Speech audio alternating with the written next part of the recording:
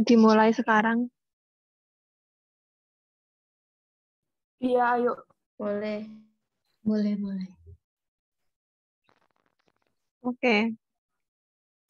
Yang pertama.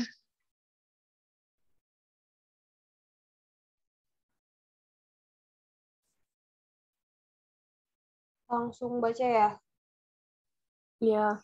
Iya. Pendahuluan pendidikan adalah suatu sarana tuntutan dari setiap individu untuk meraih tingkat kedewasaan ataupun pemahaman, sehingga ilmu yang didapat mampu diimplementasikan dalam pembentukan karakter nilai multikultural dan mengarahkan jalan hidup menjadi lebih baik. Pembentukan karakter di dalam Islam lahir dari kebiasaan. Akhlak muncul dari pembiasaan. Pembiasaan merupakan proses penanaman kebiasaan, mendorong seseorang agar mengupayakan pengulangan suatu tindakan agar ia terbiasa melakukannya. Oleh karena itu, kondisi lingkungan yang tepat akan mengantarkan pergaulan yang baik untuk penanaman akidah dan pembiasaan akhlakul karimah. Sekarang dunia dan lingkungan dikelilingi dengan stimulus media dan visual, dan begitu juga anak-anak.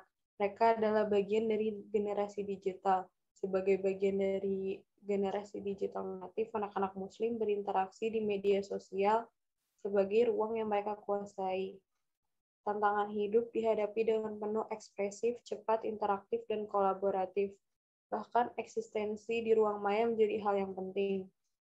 Oleh karena itu, kebijakan pemerintah terkait study at home dalam rangka memutus rantai penularan COVID-19 menjadikan guru dan orang tua harus lebih berinovasi dalam sistem pembelajaran berbasis teknologi dan internet. Berdasarkan hal tersebut, perlu adanya kajian narasi ilmiah terkait bagaimana mengajarkan ajaran agama Islam bagi anak-anak Muslim di masa pandemi COVID-19. Dengan mengoptimalkan media teknologi, hal ini ditujukan untuk memberikan worldview aktivitas digital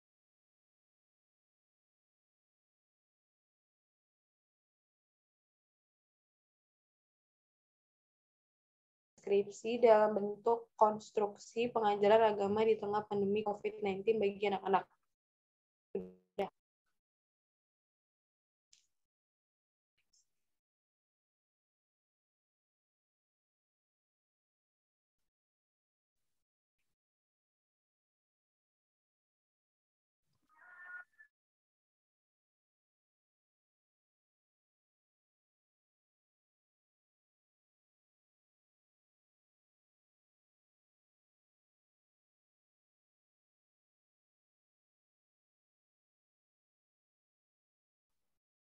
Oke, selanjutnya.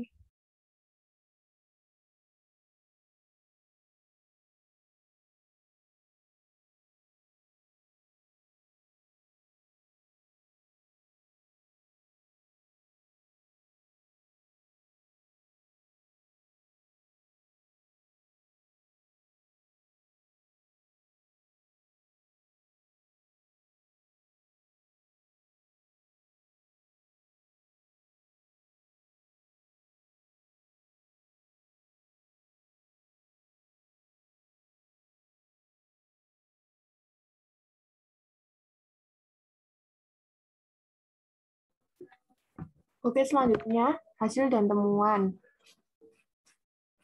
Penelitian ini diketahui bahwa dunia pendidikan Islam dalam rangka mengajarkan ajaran agama mengintrodusir pola atau model pendidikan yang maksimalkan pada masa pandemi yang mana guru dan ortu tidak bisa menolak pengajaran bersifat daring. Tujuan doktrin dan metodologi adalah penanaman akidah dan akhlakul karimah serta syariah atau fikih. Penggunaan sarana e-learning, webinar, medsos, aplikasi audio visual, blogging, e-book, smartbook, dan aplikasi game tidak hanya di dunia anak-anak muslim sebagai bagian generasi digital native. Yang kedua adalah pembahasan pendidikan adalah alat pencetak peradaban umat manusia. Dunia pendidikan memiliki peran yang signifikan dalam kehidupan. Usaha untuk memperoleh pengetahuan didapat melalui pendidikan. Anak harus dibekali oleh ilmu pengetahuan, terutama akhlak.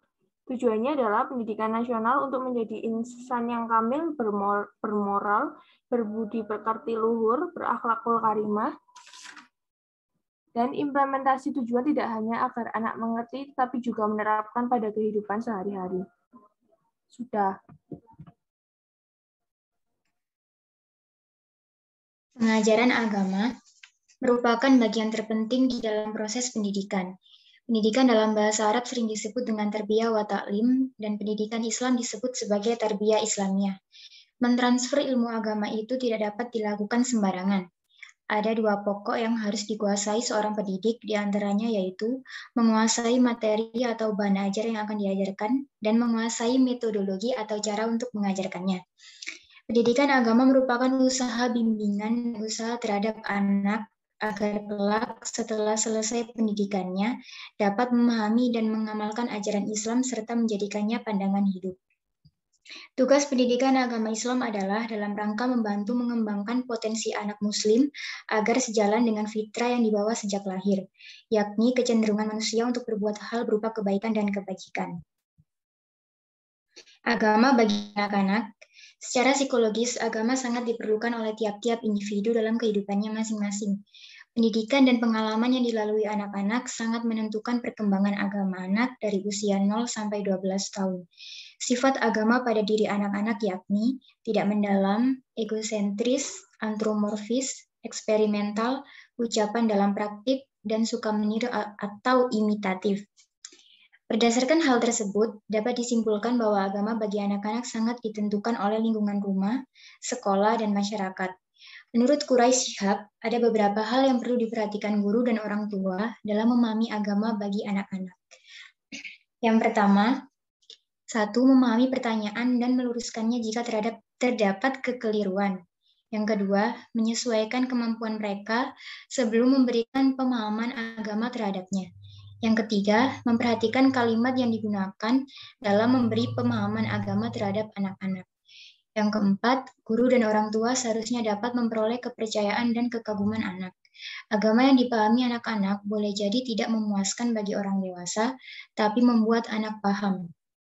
Dan yang terakhir, sejak dini sudah ditanamkan kepada anak bahwa kemampuan menalar sesuatu dan membuktikan kebenaran tidak sama dengan kemampuan menggambarkannya dalam benak. Yang harus ditekankan yaitu menalar adalah menjangkau sesuatu dengan nalar, sedangkan menggambarkan sesuatu adalah menghadirkannya dalam benak.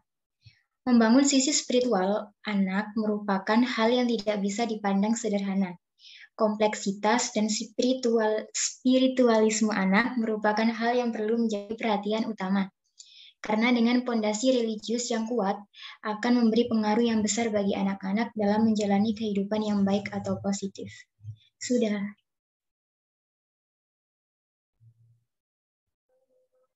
Oke, selanjutnya. Selanjutnya pembahasan. Dalam pembahasan. Oke. Selanjutnya adalah pembahasan. Dalam pembahasan ini membahas tentang generasi digital native. Generasi digital native adalah sebutan untuk generasi yang sedari lahir sudah dikelilingi oleh teknologi dalam kehidupan sehari-harinya. Generasi digital native juga disebut dengan Gen Z atau generasi milenial yang lahir pada tahun 94 hingga sekarang. Meskipun banyaknya perubahan yang terjadi, ajaran agama harus tetap diajarkan pada generasi ini. Tapi cara yang harus digunakan harus menyesuaikan juga dengan aspek lingkungan dan perubahan yang mempengaruhinya. Salah satu cara mengajarkan ajaran agama pada generasi milenial di masa pandemi ini adalah dengan mengubah model pembelajaran berbasis teknologi.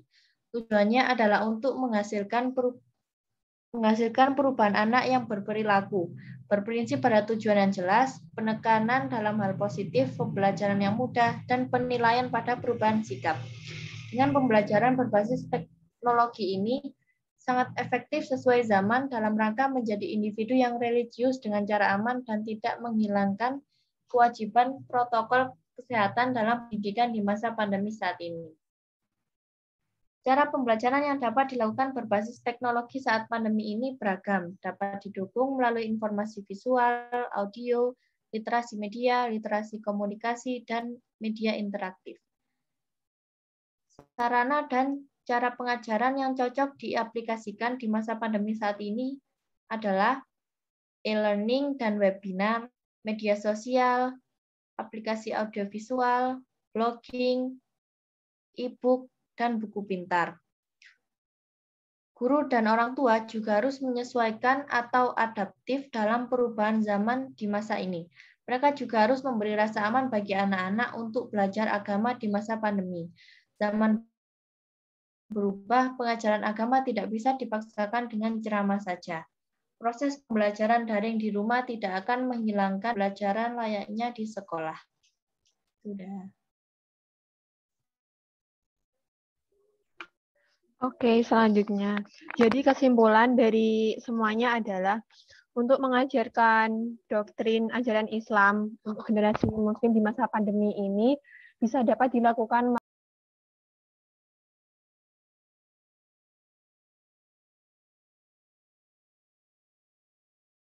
Jadi kesimpulan dari semuanya adalah untuk mengajarkan doktrin ajaran Islam untuk generasi Muslim di masa pandemi ini lebih cocok dan lebih tepatnya menggunakan metode teknologi di mana pembelajaran dapat dilakukan dari rumah dengan menggunakan e-learning dan juga smartphone dan juga e-book dengan bantuan teknologi.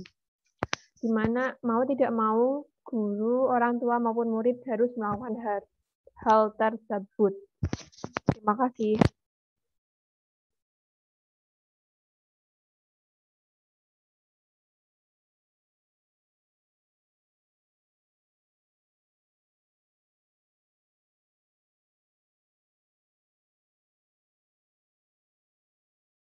Jadi kesimpulan dari semuanya adalah untuk mengajarkan doktrin ajaran Islam untuk generasi Muslim di masa pandemi ini lebih cocok dan lebih tepatnya menggunakan metode teknologi di mana pembelajaran dapat dilakukan dari rumah dengan menggunakan e-learning dan juga smartphone dan juga e-book dengan bantuan teknologi.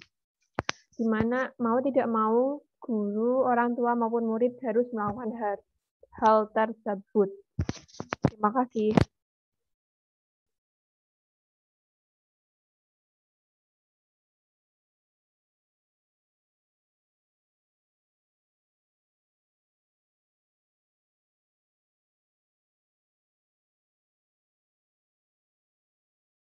Jadi kesimpulan dari semuanya adalah untuk mengajarkan doktrin ajaran Islam untuk generasi Muslim di masa pandemi ini lebih cocok dan lebih tepatnya menggunakan metode teknologi di mana pembelajaran dapat dilakukan dari rumah dengan menggunakan e-learning dan juga smartphone dan juga e-book dengan bantuan teknologi.